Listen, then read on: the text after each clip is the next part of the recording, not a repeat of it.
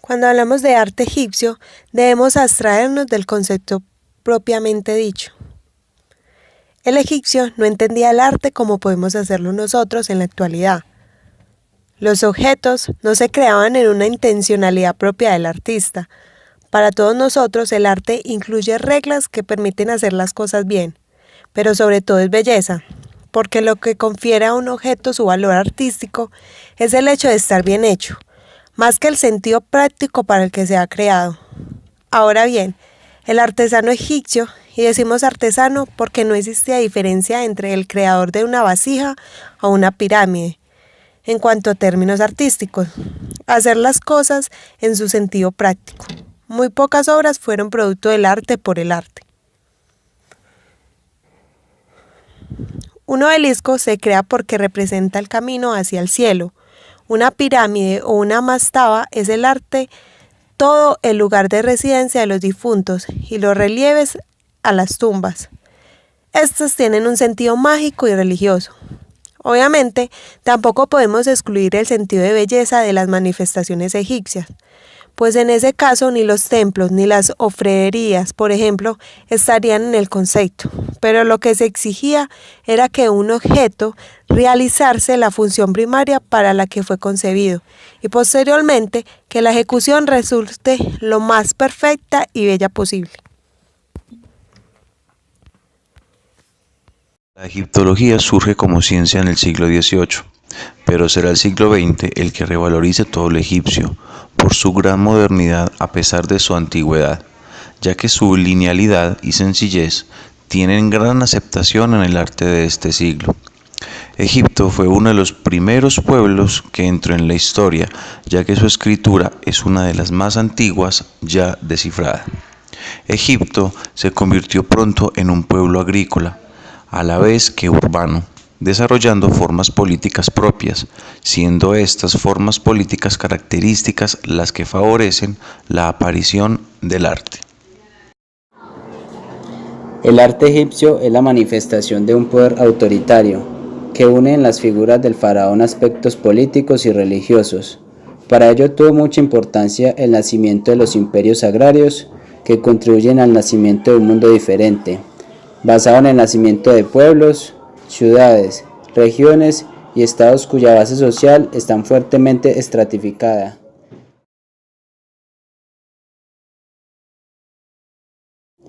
El libro de los muertos. El libro de los muertos, una de las obras capitales de la literatura religiosa de todos los tiempos, constituye un documento de primera magnitud para adentrarse en el conocimiento de la religiosidad del antiguo pueblo egipcio. La obra, un conglomerado de papiros, en su origen está formada por un conjunto de textos y fórmulas mágicas, mediante las cuales los difuntos podrían vencer las dificultades y peligros que les aguardaban en el más allá.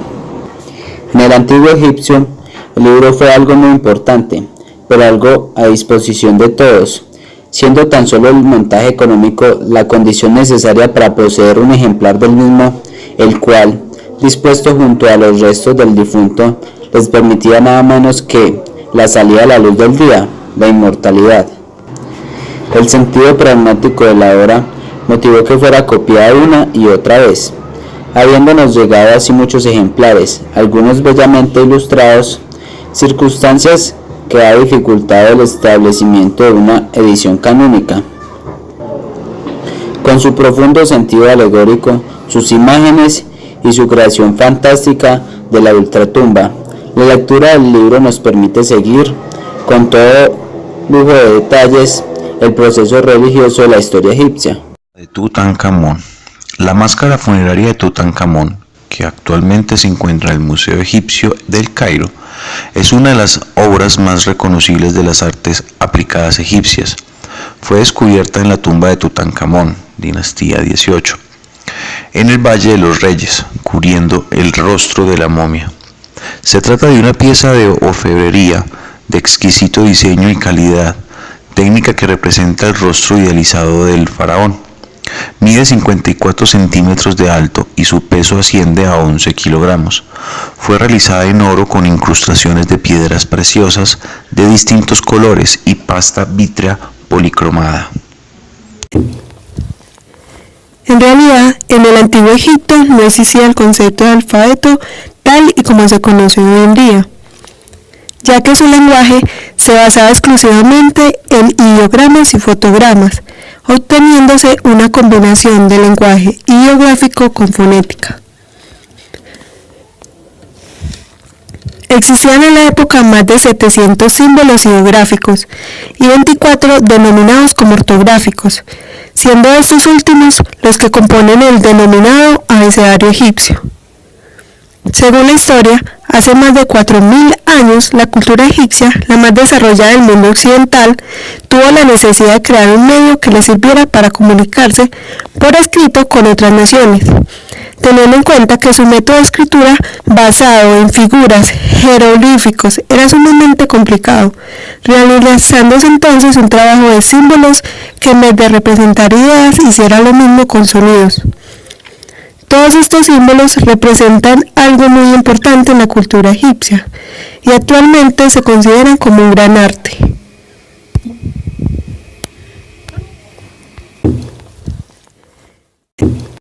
Las esfinges. Además de las pirámides, existen otros monumentos que caracterizaron a la civilización egipcia, las esfinges.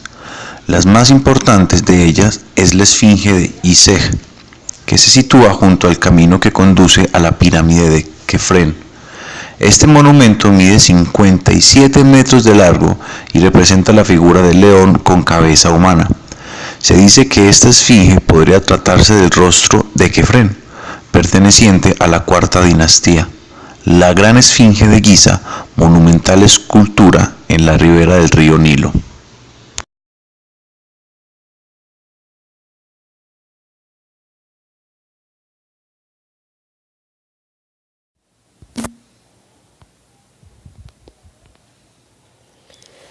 Piedra de Rosetta. Es un fragmento de una antigua estela egipcia de granolitaria inscrita en un decreto publicado en Memphis en el año 196 a.C., en nombre del faraón Ptolomeo V. El decreto aparece en 3 escrituras distintas: el texto superior en jeroglíficos egipcios, la parte intermedia en escritura denómica y la inferior en griego antiguo. Gracias a que presenta esencialmente el mismo contenido en las 3 inscripciones, con diferencias menores entre ellas, esta piedra facilitó la clave para el entendimiento moderno de los jeroglíficos egipcios.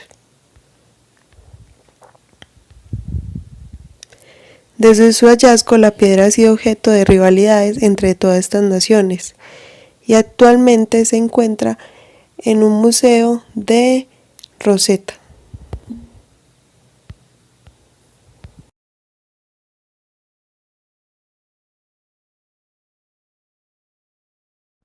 El misterio de las barbas. Los sarcófagos egipcios eran únicos según el muerto. ¿Nunca te has preguntado por qué los sarcófagos tienen barbas? Resulta que hay 2 tipos de barbas, unas rectas y las otras curvas. Según su posición, se sabía si el faraón en cuestión seguía vivo o había muerto.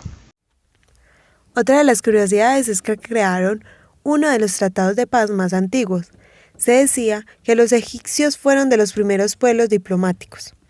El conflicto, que duró más de 2 siglos entre el imperio hitita y el antiguo Egipto, se saldó con uno de los primeros tratados de paz de la historia. Tras la batalla de Qasem en 1274 a.C., el faraón Ramsés II y el rey de Hitita, Hattusil III, negociaron la tregua.